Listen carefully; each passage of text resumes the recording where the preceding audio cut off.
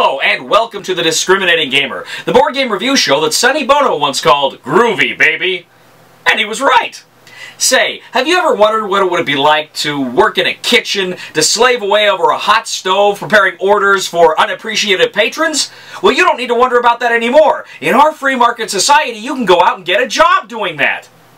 Or you could just play Pressure Cooker from Rio Grande Games.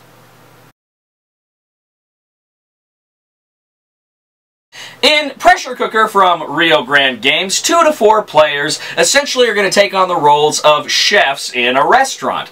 What's going to happen is you're going to lay out 4 different table tiles with different colors, and then you're going to put out various cards representing orders that have the ingredients that are needed to fulfill them on it. Next, you're going to have your own player board that has various spaces that correspond to those tables on the orders.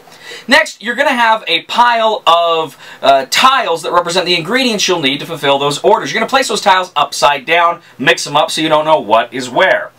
Now, what's going to happen is, when you begin a round, you're all going to start sifting through those tiles, looking for the ingredients you need to fulfill the orders. You're going to place them in a stack on your corresponding space on your individual player board.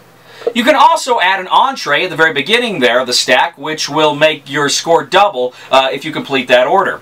Once you complete an order at a table, you yell "Order Up" and place your color token there to denote that you have finished, you were the first to finish that particular order. Now, once one of the players has completed a certain number of orders, depending on what round it is, he can essentially flip the timer over. Now, that puts him out of the game, and that only gives the other players a strict time limit to complete the orders that they're working on. Once the timer runs out, then you move to scoring. Essentially, you're going to look to make sure that you did indeed get all the ingredients you needed for that particular table, but it's not that easy because you have to have a certain quality of ingredients. And you're going to look through the stack at the number on the stack, and if it meets the quality order that is also on the order card, then you have correctly completed that order and you may claim that score. You can also add drinks or desserts to your order that will increase the number of ingredients to kind of help you out there. But you play for 3 rounds. You keep score for each of the different tables on the individual dials on your player board. At the end of the game, it is your lowest dial that will count for scoring. So you can't neglect any of them. You have to keep working on all 4 of your dials throughout the game. At the end of the game, the person whose lowest score dial is the highest wins. There are some other factors here. There are certain bonuses you can get, but essentially, that's how you play. So what do I think of Pressure Cooker? Well, this is a game, this is a real-time game. This is a game about completing orders as fast as you can. And it's a race. It's a race to try to get these things done before the other people do. But it's not that simple because you gotta make sure the ingredients you're putting in there are of good quality. Some of them are negative quality points. That'll drag you down. There's other things too.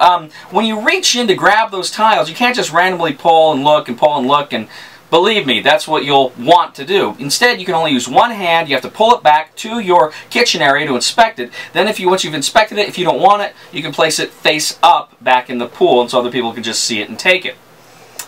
Now, this game succeeds in creating that frantic momentum of just trying to get things where they need to be as quick as possible. So this is a game about just frantic energy. And that's good. It kind of slows down in the scoring, and you got to break it down in the scoring, but generally those moments where you're searching for the right ingredients, it's fun, it's engaging, it's interesting.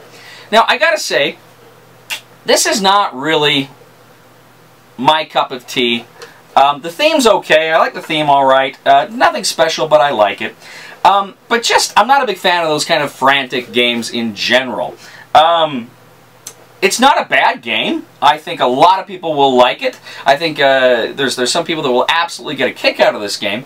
It's just not personally my cup of tea, and that's a preference thing. It doesn't reflect on the game itself.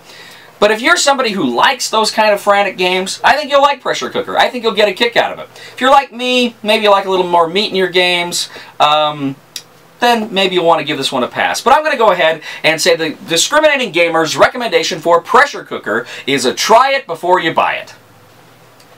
Thank you so much for joining us today on The Discriminating Gamer.